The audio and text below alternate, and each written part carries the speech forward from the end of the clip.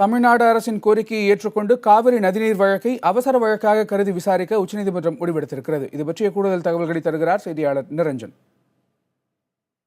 இந்த ஆண்டு ஜூன் மற்றும் ஜூலை மாதங்களில் கர்நாடக அரசு காவிரியிலிருந்து தமிழகத்திற்கு திறந்துவிட வேண்டிய 50 டிஎம்சி தண்ணீரை உடனடியாக திறந்துவிட உத்தரவிட கோரி தமிழக அரசு தொடர்ந்த வழக்கினை அவசர வழக்காக எடுத்து விசாரிக்க உச்சநீதிமன்றம் இன்றைய தினம் அனுமதி வழங்கியிருக்கின்றது.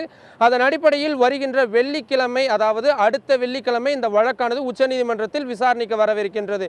இதன் பின்னணி குறித்து பார்த்தமையானால் ஒவ்வொரு ஆண்டும் தமிழகத்திற்கு காவிரியிலிருந்து கர்நாடக அரசு 192 டிஎம்சி தண்ணீரை திறந்துவிட வேண்டும் என்பது காவிரி நடுவர் மன்ற தீர்ப்பின் முக்கிய முடிவாக இருந்து வருகின்றது. ஆனால் ஒவ்வொரு ஆண்டும் கர்நாடக அரசு அந்த உத்தரவினை மீறும் வகையில் செயல்பட்டு வருவதால் இந்த ஆண்டும் ஜூன் மற்றும் ஜூலை மாதங்களில் தமிழக அரசுக்கு கிடைக்க வேண்டிய அந்த தண்ணீரை திறந்து விடாமல் இருந்திருக்கின்றார்கள். இதனால் விவசாயிகள் மிகப்பெரிய அளவில் பாதிப்பினை சந்தித்து வருகின்றார்கள் என்ற ஒரு முக்கியமான கோரிக்கையை வலியுறுத்தியும் உடனடியாக தண்ணீர் திறந்துவிட கர்நாடக அரசுக்கு உத்தரவிட வேண்டும் என்று கோரியும் தமிழக அரசின் சார்பாக உச்சநீதிமன்றத்தில் மனு தாக்கல் செய்திருந்தது. இந்த மனுவினை அவசர மனுவாக விசாரிக்க வேண்டும் என்ற கோரிக்கையை தான் தமிழக அரசின் அந்த முக்கியமான கோரிக்கையை உச்சநீதிமன்றம் இன்றைய தினம் ஏற்றுக்கொண்டிருக்கின்றார்கள்.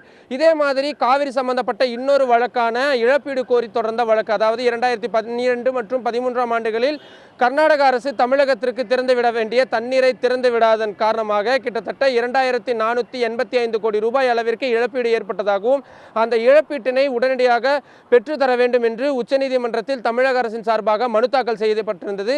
இந்த மனுவானது இன்றைய தினம் உச்சநீதிமன்ற நீதிபதி கோபால் கவுடா தலைமையிலான அமர்வு முன்பு விசாரணைக்கு வந்த பொழுது இந்த வழக்கு சம்பந்தப்பட்ட அந்த சாட்சியங்களின் ஆவணங்களை 2 வார காலத்திற்குள் 2 அரசும் உச்சநீதிமன்றத்தில் தாக்கல் செய்ய வேண்டும் என்று உத்தரவு பிறப்பிக்கப்பட்டிருக்கின்றது. இதனைத் தொடர்ந்து 2 வார காலத்திற்கு அந்த வழக்கும் ஒத்திவைக்கப்பட்டிருக்கின்றது.